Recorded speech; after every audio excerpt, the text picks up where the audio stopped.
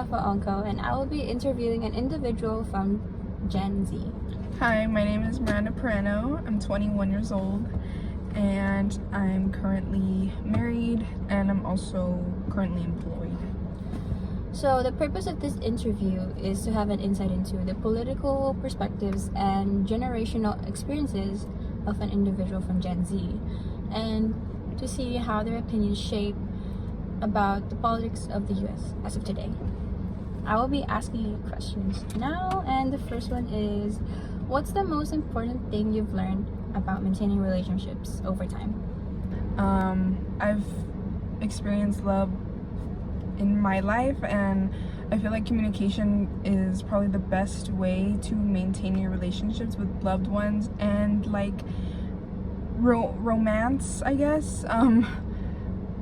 You really just got to be open and about your boundaries and communicate. Like, I know a lot of couples don't always communicate, and it's not always easy to express your feelings to someone, but I think like once you communicate and tell them what you want, it usually will work out in the end, instead of just holding your feelings in and not telling them anything at all. You got to be open with yourself and with the person who you're talking to, and be direct and trust. Also have to be, I feel like, a good listener to each other. A lot of people don't always tend to listen to people's feelings. I feel like just being a good listener and being there will help you maintain a lot of relationships, and vice versa. What's the hardest thing you've ever overcome, and how did you get through it? I would say one of the hardest things I overcame was probably when my grandma died, only because of the way things were at the time. Grandma meant so much to me in my time, and I helped take care of her for such a long time. And once she got Alzheimer's, like, she didn't know me at all. Like, she didn't know who I was, and she didn't recognize me, and I didn't know how to feel. I feel like it was such a hard time, because my grandma, I went from having someone who like loved me a lot to like somebody who hated me. I saw her through most of my life become such a strong, like, independent woman, to someone so fragile and so vulnerable, and it was super hard to overcome, because it was someone I loved so much. And I overcame it through time and acceptance. I had to accept, like, this is the way things are, and this is the way things are gonna be.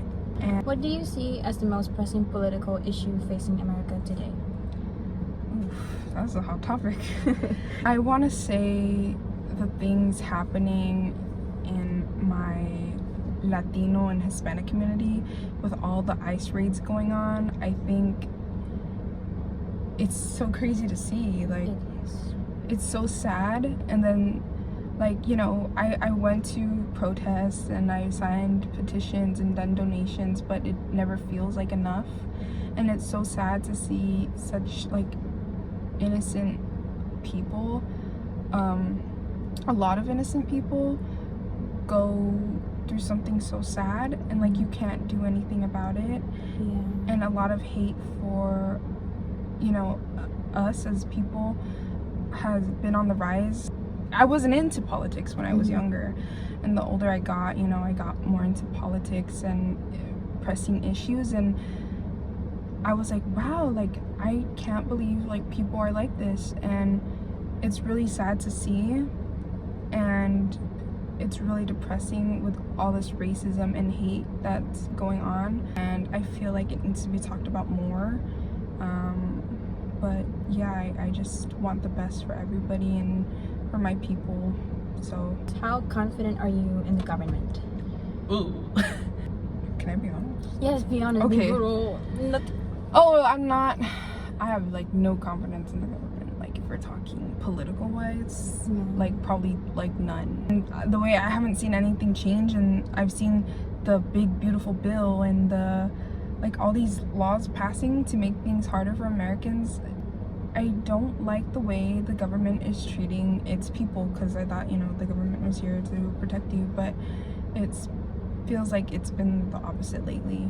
Yeah. And Thank you so much for this interview Mhm. and for your willingness to answer these questions. you're welcome. Yay!